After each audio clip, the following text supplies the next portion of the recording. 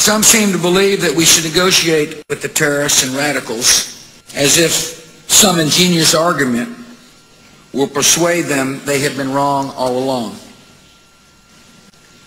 We've heard this foolish delusion before.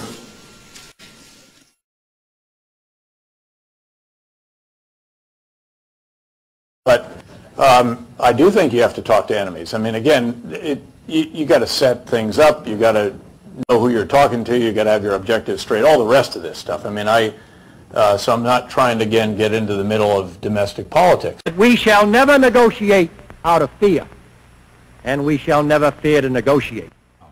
I would like to align myself with the position that says we should reach out and begin talks with Iran. That one has to talk to adversaries.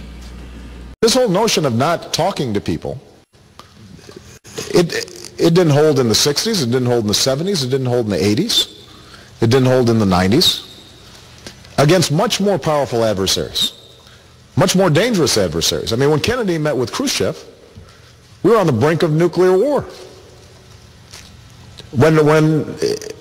When Nixon met with Mao, that was with the knowledge that Mao had exterminated millions of people. In the first term of the administration, I was talking to the Syrians on a regular basis. I went to Damascus several times. They're not always pleasant visits, but you got to do it. And we kept low-level conversations going on with the Iranians through 2003. And then subsequently that fell apart, and then we stopped talking to the Syrians. It's a signal of how badly our foreign policy has drifted over the last 8 years. But we also have to figure out how to use the United Nations on the sanctions, how to find what we have in common with the Iranians, because we do. It's a big lesson.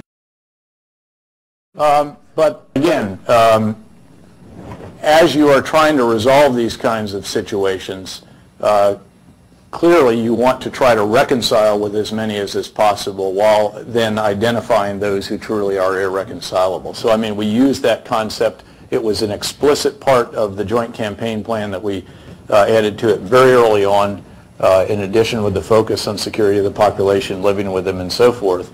And then we tried to operationalize that over time, and that is in fact what we did do. I agree with Madeline. I suspect my other colleagues that we should start to talk to them. Don't wait for a letter coming from them. Start discussions. We were talking to them up through middle of 2003. Yeah, why shouldn't we? What are we afraid of? We did. We did. In our administration, way back in '91. We were talking to them through 2003, a low level, and then it was stopped. And so find a way, and don't make it, let's get together and talk just about nuclear weapons or just about this or just about that. Start a dialogue at a low level and let it grow over time.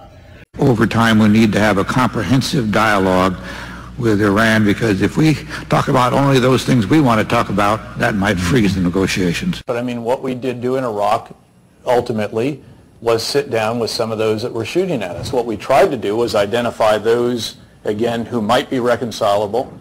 We actually created a cell with a senior U.S. diplomat and a 2-star British general. By the way, we used the Brits because they've done this stuff a lot. They sat down with thugs throughout their history, and including us in our early days, I suspect.